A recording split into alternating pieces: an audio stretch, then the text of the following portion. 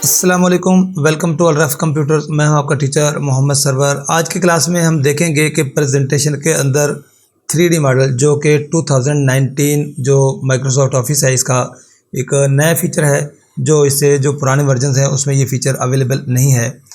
3D models को कैसे insert किया जाता है, तो इसके लिए हमें चलना पड़ेगा अपनी किसी ऐसी लेआउट के अंदर जहाँ पर ऑप्शन मौजूद होगी, या फिर आपने एक ब्लैंक स्लाइड लेनी है और उसको इंसर्ट मेन्यू के थ्रू आपने ऐड करना है।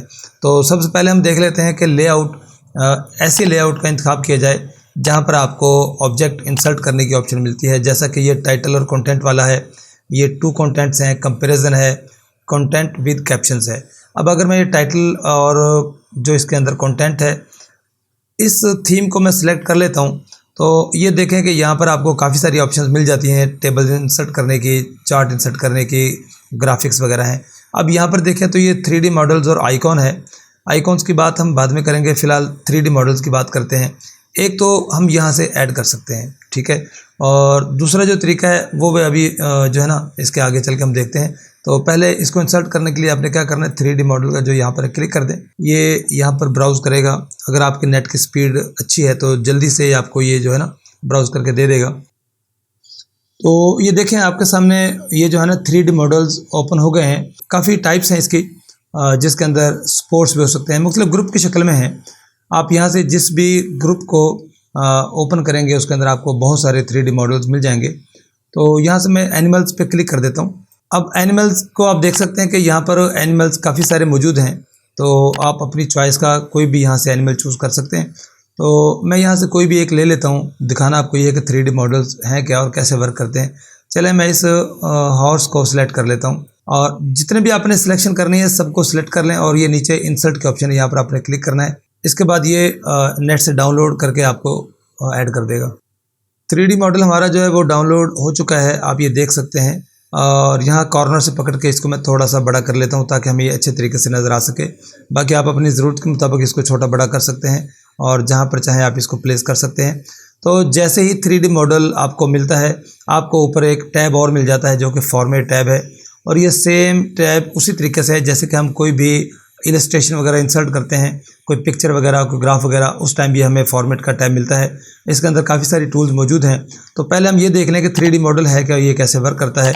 अब ये सेंटर में देखें तो आपको एक जो है ना यहाँ पर एक निशान नज़र आ रहा है। अगर आप यहाँ पर से माउस से जो क्लिक वाला साइड है, लेफ़्ट क्लिक, उससे अगर आप इसको प्रेस एंड होल्ड रखें और इसको मूव करें तो आप देख सकते हैं कि जो ऑब्जेक्ट्स हैं वो 3D फॉर्म में जो है ना मूव करते हैं। आप इसको किसी भी तरह से रोटेट करके देख सकते हैं। तो यही इसकी खूबसूरती है कि इसके अंदर जो ऑब्जेक्ट्स हैं वो आपको 3D फॉर्म में नज़र आएंगे, और इनको आप जो है ना जिस डायरेक्शन में मर्ज़ी जो है आप रोटेट कर सकते हैं। इसकी जो रोटेशन है, यहाँ पर अगर आप देखें 3D मॉडल के जो व्यूज़ हैं, यहाँ पर कुछ प्रीसेट्स दिए हुए हैं, तो यहाँ से आप ले सकते हैं। ये इसका डिफ़ॉल्ट है, साथ में ये कुछ इसकी पोजीशंस हैं। आप किसी भी एंगल पे यहाँ से सिलेक्शन करके उस एंगल पे आप देख सकते हैं, और मैनुअली जैसे मैं अभी इसको रोटेट कर रहा था तो वैसे भी आप रोटेट कर सकते हैं। इस तरीके से हम इसको जो भी पोजीशन आपको अच्छी लगती है उस पोजीशन पे आप इसको रख सकते हैं, ठीक है। एक तो तरीका है ये, और दूसरा तरीका, उसके लिए मैं क्या करता हूँ कि एक स्लाइड नई लेता हूँ। नई स्लाइड लेने के लिए मैं क्या करूँगा, यहाँ पर ब्लैंक स्लाइड लूँगा, और ब्लैंक स्लाइड के अंदर अब मैंने इंसर्ट करना है।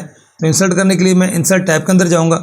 इंसर्ट टैब जैसे ही ओपन होता है, इंसर्ट टैब ओपन होने के बाद आप अगर यहाँ पर जाएं तो ये देखें इलस्ट्रेशन के अंदर जहाँ पर शेप्स है, आइकॉन, 3D मॉडल, ये सारी चीज़ें यहाँ पर हैं। तो यहाँ से आप 3D मॉडल पे आप क्लिक करेंगे।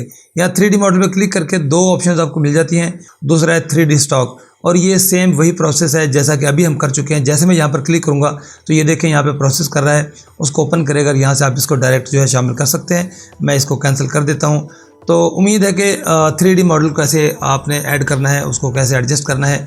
तो अगर क्लास अच्छी लगे तो प्लीज़ शेयर कर दिया करें और लाइक ज़रूर कर दें, और अपनी राय का इज़हार ज़रूर कीजिए कि आपको किस चीज़ की ज़रूरत है और मैं किस टॉपिक पे और किस चीज़ के ऊपर अपनी नेक्स्ट क्लासेस बनाऊं। तो मिलते हैं अपनी दूसरी क्लास में किसी अच्छे टॉपिक के साथ। तब तक के लिए इजाज़त दीजिए। अल्लाह हाफ़िज़।